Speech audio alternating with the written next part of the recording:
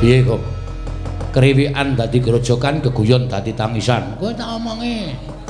Kuwi apike rasa perang.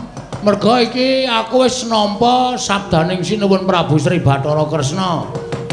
Nek endang lara temon ki rung karuan diboyong ning Ngastina terus sebabe panyuwunane berat. Berat piye? Wis pokoke aku ora iso ngaturake.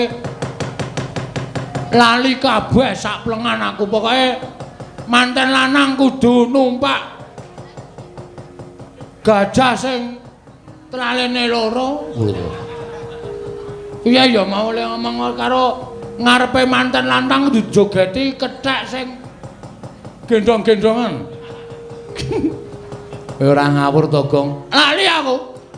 Terus gamelan Sang Hyang Dream ditabur ratu 1500 apa piye mangono ora dong apa e. Ning Sinuwun Mandura, Begawan Durna wis kebacut ngetapke Sata Kurawa. Terus yen nek kowe karo aku mundur isin.